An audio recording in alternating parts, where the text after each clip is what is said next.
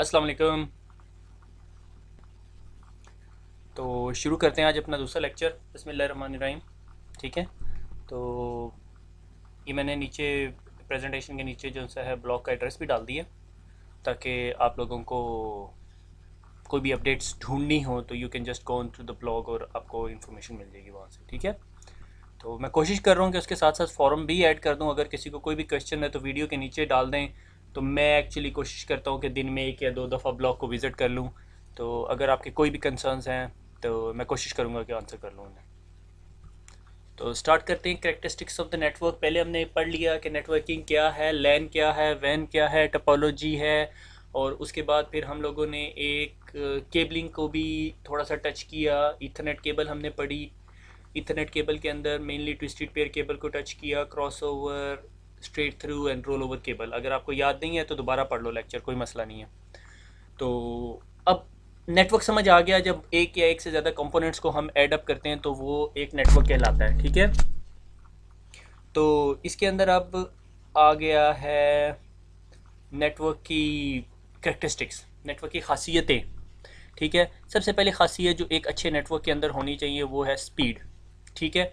कि नेटवर्क की स्पीड अच्छी होनी चाहिए। स्पीड का अब आप लोगों को सबको पता है कि अब कोई भी अपने घर के अंदर जो है मॉडेम से इंटरनेट नहीं यूज़ करता। अगर आप मॉडेम यूज़ कर रहे हो और ये मेरी वीडियो सुन रहे हो तो मुझे लग रहा है कि आप लोग कोई घंटा 2 घंटा लगा के तो उसे बफर करते होगे। ठीक है। तो how fast data can transmit over the network, के नेटवर्क पे कितनी स्पीड से डाटा ट्रेवल कर सकता है। ठीक है। लाइक अगर मैंने एक नोड ए है और नोड बी दूसरी नोड है जो पाकिस्तान में दो डिफरेंट सिटीज़ में पड़ी हुई है, तो उनके दरमियान अगर मैंने डाटा ट्रांसफ़र करना है लाइक 1 GB 1 GB, और एक कनेक्शन जो है उस डाटा को 1 घंटे में ट्रांसफ़र करता है और एक कनेक्शन जो है 15 मिनट में ट्रांसफ़र करता है, तो ऑब्वियस है कि जो 15 मिनट में ट्रांसफ़र करता है वो नेक्स्ट कनेक्शन जो है वो फास्टर है। ठीक है। नेटवर्क के अंदर हर चीज़ स्पीड नहीं होती। उसके अलावा बहुत सारे कंपोनेंट होते हैं जो अब हम डिस्कस करने लगे हैं। स्पीड के बाद जो दूसरा कंपोनेंट आता है वो कॉस्ट है। ठीक है। अब नेटवर्क की कॉस्ट क्या होती है? नेटवर्क को इंस्टॉल करना, उसको मेंटेन करना और उसके बाद उसके अंदर कोई अपग्रेडेशन करना कितना आसान और सारा कुछ। मसलन मैं एक चाइना से राउटर लेकर आता हूँ या चाइना से एक स्विच लेकर आता हूँ, वो उठा के लगा देता हूँ नेटवर्क में, बहुत सस्ता हो गया। ठीक है। मुझे शायद वो 500 रुपये में मिल जाए। उसको चलाएगा कौन? उसको पाकिस्तान से कोई इंजीनियर नहीं मिलेगा, फिर आपको चाइना से कोई चीना उठा के लेकर आना पड़ेगा जो उसकी स्पेसिफिकेशंस या उसके मैनुअल्स पढ़ सके, अगर वो चीज़ ही चाइनीज़ में है। तो आपने कोई ऐसी प्रोडक्ट नहीं लगानी। मैं ये नहीं कह रहा कि चाइनीज़ चीज़ ना बाय करें, मैं ये कह रहा हूँ कि आप हमेशा वो प्रोडक्ट बाय करें, वो इंफ्रास्ट्रक्चर इंस्टॉल करें, वो प्रोडक्ट लगाएं जो ईजी टू मेंटेन हो। ये ना हो कि आपको अगर उस पोर्ट के ऊपर उस स्विच के ऊपर एक पोर्ट एनेबल करनी पड़े तो आपको कोई 20 कमांडें देनी पड़े। ठीक है। Easy to maintain. ठीक है। इस चीज़ के लिए एक टर्म यूज़ होती है TCO, total cost of ownership, के नेटवर्क की टोटल कॉस्ट ऑफ ऑनरशिप कितनी होगी।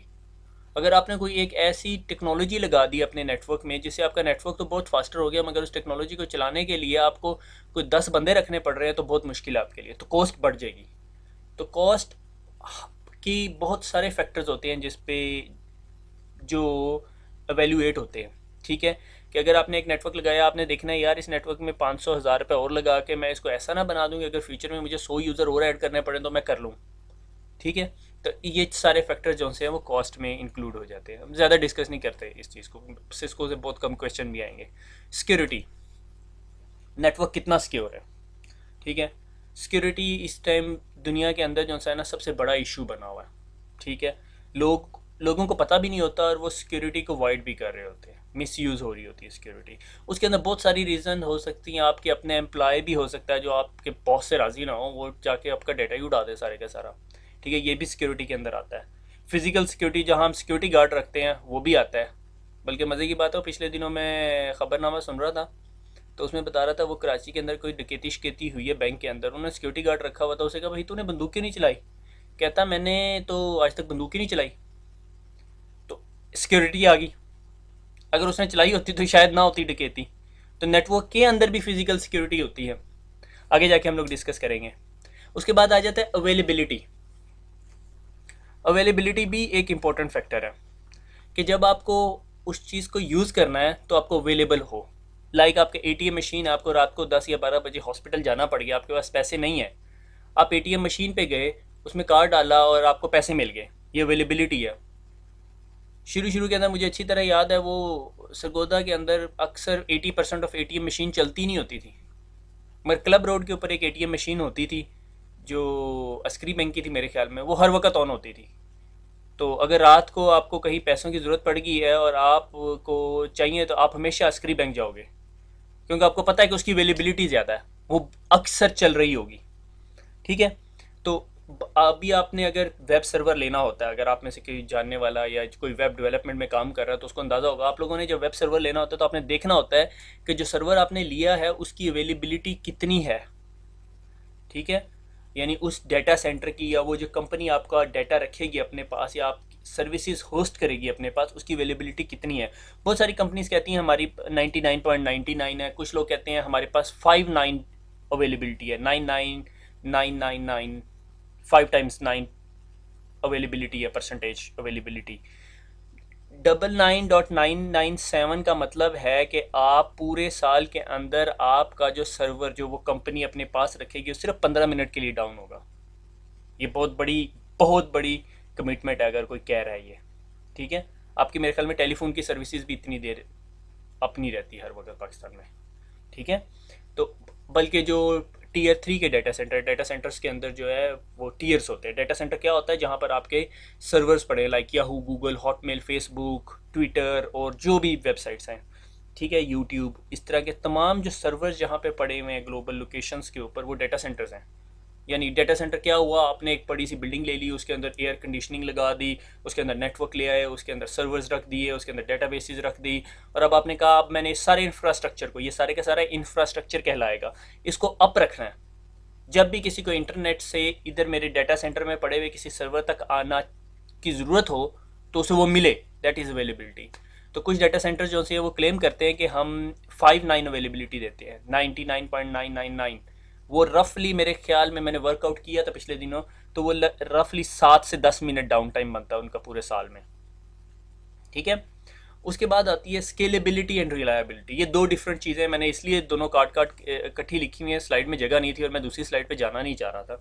स्केलेबिलिटी होती है, आपने नेटवर्क बना लिया, कल को आपको पता चलता है आपने 10 बंदे और ऐड करने हैं, इसमें 10 यूज़र और ऐड हो गए, आपको पता चलता है हो अगर 10 यूज़र ऐड करने हैं तो इसमें तो कैपेबिलिटी नहीं है आपको, बल्कि सारी जो डिवाइसेस आपने लगाई हुई है सारी उखाड़ के फेंकनी पड़ेंगी और नई डिवाइसेस खरीदनी पड़ेंगी। This is a bad bad bad design.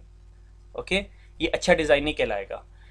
अच्छा नेटवर्क का डिज़ाइन वो होता है या जिसके अंदर स्केलेबिलिटी ईजी हो, जो स्केल हो सके। इसके लिए एक इंग्लिश में टर्म यूज़ करते हैं, फ्यूचर प्रूफिंग। कि मैंने आज एक नेटवर्क लगाया, मुझे चाहिए कि 100 यूज़र कनेक्ट करने हैं, मैंने जी 48 पोर्ट के 3 स्विच ले लिए। 48 पोर्ट पे पहले 48 यूज़र्स लगा दिए, 48 पे दूसरे यूज़र लगा दिए, और पहले जो उनसे है बाकी कितने बच गए, 4 5 6 कोई यूज़र बच गए, तो वो भी उठा के मैंने तीसरे स्विच पे लगा दिया, मगर मेरे पास अभी 40 पोर्ट्स और पड़ी हुई हैं। तो मैंने कहा जी मैंने फ्यूचर प्रूफ भी कर लिया नेटवर्क, मैं अभी नेटवर्क को एक्सटेंड कर सकता हूँ 48 और यूज़र्स तक, 40 यूज़र्स तक और। ठीक है, that is known as scalability, कि आप कितनी आसानी से स्केल कर सको। मैं ये नहीं कह रहा कि आपको पैसे लगाए बगैर स्केल कर लो, मगर कम से कम डिसरप्शन और कम से कम पैसे लगा के आप जब नेटवर्क को स्केल कर सको, उस चीज़ को कहते हैं स्केलेबिलिटी का कैरेक्टरिस्टिक। उसके बाद आ जाता है रिलायबिलिटी। रिलायबिलिटी के लिए क्या होता है, मैंने एक यहाँ पे एक टर्म लिखी हुई है, MTBF, mean time between failure. आप अगर कोई भी डिवाइस खरीदते हो ना, से सिस्को का स्विच, क्योंकि हम CCNA कर रहे हैं तो सिस्को का ही स्विच डिस्कस होगा। सिस्को का स्विच खरीदते हो ना, तो अगर आप उसकी डाटा शीट में जाओ तो उसके अंदर एक टर्म लिखी होती है, मीन टाइम बिटवीन फेलियर, कि ये स्विच कितने अरसे तक चलेगा और उसके बाद शायद वो बैठ जाए, डाउन हो जाए, उसकी एक एवरेज उन्होंने टाइम निकाला हुआ होता है। ठीक है, मुझे अभी एग्जैक्टली याद नहीं, मेरे ख्याल में एक एवरेज स्विच का जो टाइम होता है ना वो 3 साल होता है, वो 3 साल तक बगैर फेलियर के चलेगा। कितना रिलायबल है ये डिवाइस। ठीक है, सुजुकी मेरान और 86 करोला में कितना डिफरेंस है आपको पता है। ठीक है, वो 100 माइल चलने के बाद उसको अंदर मेंटेनेंस की ज़रूरत पड़ेगी, और 86 करोला कितने माइल चल के ज़रूरत पड़ेगी, जिनके पास 86 करोला वही बता सकते हैं, मेरे पास नहीं है। ठीक है, मेरे पास तो होंडा CD70 है। ठीक है, वो बहुत रिलायबल है, उसकी रिलायबिलिटी बहुत है। ठीक है ना, मैंने बड़ा रगड़ा दिया उसे। ठीक है, वो आप लाहौर की सड़कों पे जाके देख लें, वो लड़के तो वन व्हीलिंग वगैरह कर रहे होते हैं उसके ऊपर। ठीक है, कि रिलायबल कितना है नेटवर्क, ठीक है, नेटवर्क के ऊपर स्विच कितनी जल्दी उड़ता है। अगर मेरे पास एक नेटवर्क है उसके अंदर 100 स्विचेस लगे हुए हैं और मैं अभी जिधर काम कर रहा हूँ वहाँ पे हमारे पास कोई 750 स्विचेस लगे हुए हैं, ठीक है, उन स्विचेस के अंदर हमने जब एवरेज निकाली तो हमारे साल में 20 स्विचेस उड़ते हैं, 20 स्विचेस फेल होते हैं, नॉट अ बैड वैल्यू, ठीक है। 750-800 स्विचेस के अंदर से अगर आपका साल में 20 स्विचेस उड़ने कोई मसला नहीं है। बल्कि इस साल हमारे जो 2011 हमने क्लोज किया उसके अंदर सिर्फ 11 स्विचेस उड़े, यानी एक स्विच पर मंथ भी नहीं बनता, ठीक हो गया। तो इसका मतलब जो स्विचेस हमारे पास हैं उनका मीन टाइम बिटवीन फेलियर बहुत अच्छा है, ठीक है। तो आगे चलते हैं। Need for network security, security के ऊपर बहुत स्पीचेस होती हैं। यूरोप के अंदर तो बहुत खप है सिक्योरिटी के ऊपर कि डाटा सिक्योर होना चाहिए, ये फेसबुक, सोशल नेटवर्किंग वेबसाइट्स और इनके बारे में बहुत सारी स्टोरीज हैं, ठीक है। तो need for the network security के 60-80% of network miss use come from inside, कि अगर किसी नेटवर्क के अंदर कोई मिस यूज़ होता है, मिस यूज़ क्या, कि मसलन मेरी कुछ डाटा फाइल्स थी जिन पे मैं काम कर रहा था, मैं फाइनेंस डिपार्टमेंट में हूँ, मुझे पता है जी डिपार्टमेंट में हर बंदे की कितनी कितनी सैलरी है, कोई और आईटी डिपार्टमेंट का बंदा उस फाइल को एक्सेस नहीं करना चाहिए, मगर वो एक्सेस कर लेता है और उसको पता चलता है यार मेरे साथ वाले कोलीग को इंक्रीमेंट मिला, मुझे इंक्रीमेंट नहीं मिला, तो फड्डा बन जाएगा, बहुत बड़ा इश्यू हो जाएगा। मोस्ट ऑफ 60-80% ऑफ नेटवर्क के जो मिस यूज़ होते हैं वो अंदर से ही हो रहे होते हैं, वो बाहर से हैकर आके नहीं अटैक कर रहा होता, ये बाहर से नहीं किसी ने आके डाटा निकाला और दूसरे कुलीग को बताया ओ यार आपके कुलीग की तो सैलरी बढ़ी आपकी नहीं बढ़ी, ऐसा चक्कर नहीं होता, ठीक है। तो अंदर से कैसे सेव करना है, यही नहीं है कि बाहर से ही सेव करना है, अंदर से भी सेव करना है उस चीज़ को, नेटवर्क को, ठीक है। वो कैसे करना है, will discuss about it.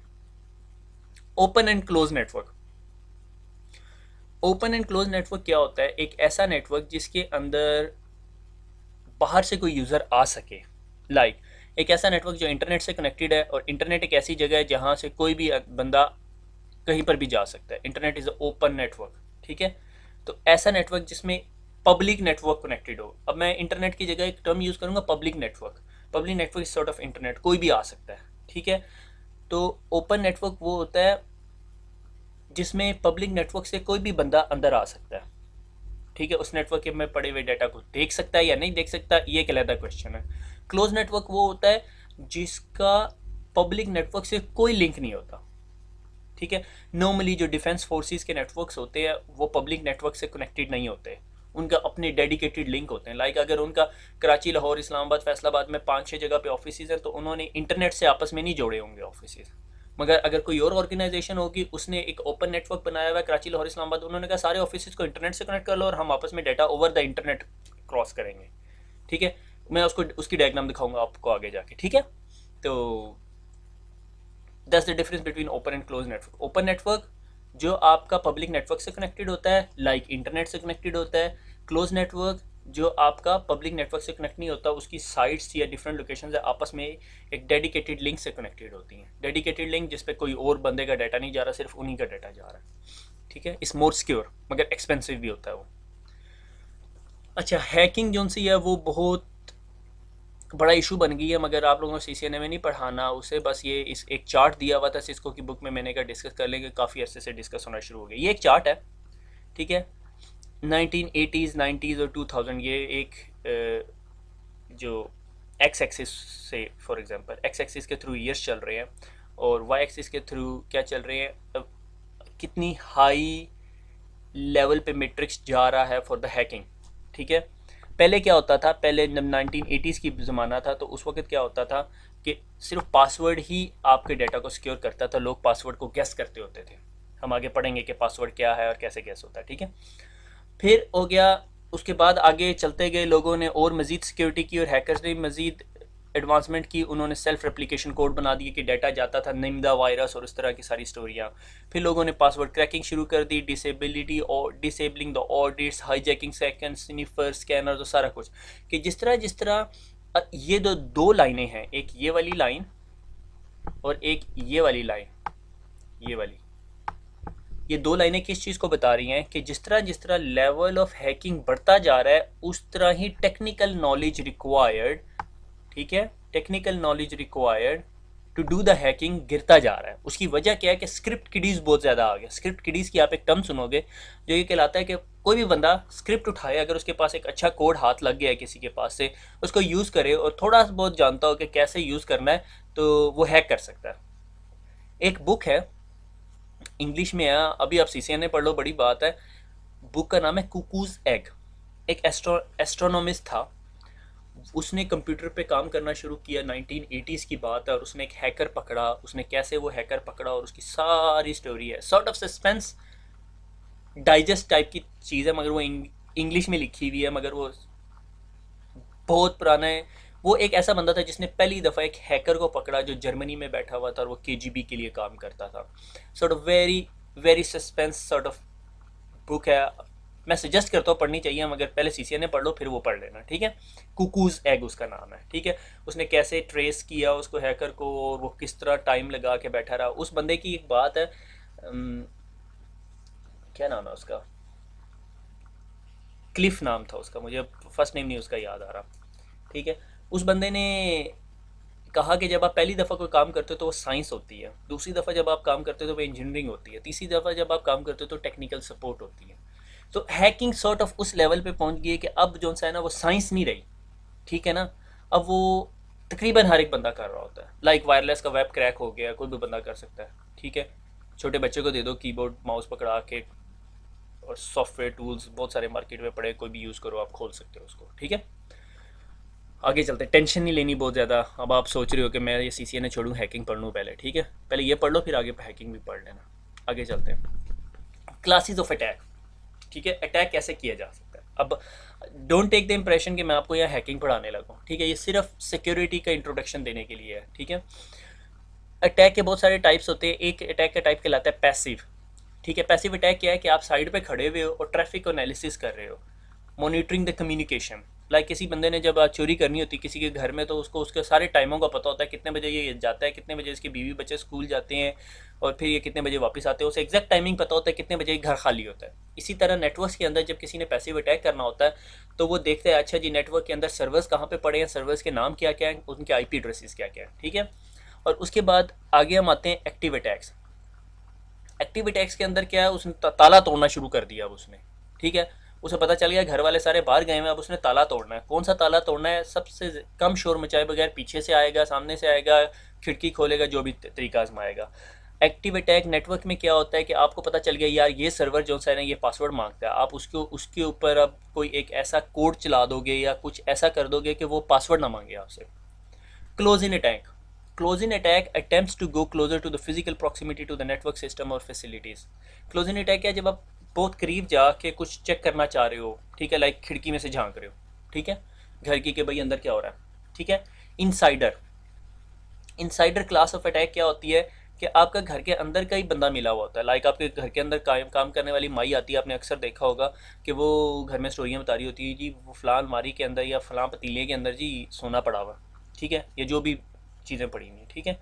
Distributed malicious modification hardware software during the distribution with backdoor installed, कि आपको किसी ने कहा, ये तो बहुत कॉमन टाइप की चीज़ है, कि आपको किसी ने कहा कि ये सॉफ्टवेयर ले लो, ये बहुत अच्छा है, या गेम्स है, या जो भी, ठीक है। और आपने वो गेम इंस्टॉल कर ली और आपको ये नहीं पता कि उसके अंदर किसी ने कोई ऐसी चीज़ डाली हुई थी जो पैकेट स्निफर या की लॉगर्स है। की लॉगर क्या चीज़ होती है, आपने अपने कीबोर्ड से जो कुछ भी टाइप किया तो उसने लॉक कर लिया। ये बहुत कॉमन टूल है, मिल जाता है आपको आराम से। बल्कि आपको, अगर मैं आपको बता भी दूँ आपके सिस्टम पे पड़ा हुआ है, तो आपको पता भी ना चले कि आपके सिस्टम पे पड़ा हुआ है। वो ऐड एंड रिमूव कंपोनेंट से रिमूव नहीं होता, ठीक है। तो आगे चलते हैं। अब मुझे ये कमेंट ना करना कि आपको वो टूल का नाम बता दो, खुद ढूंढ लो,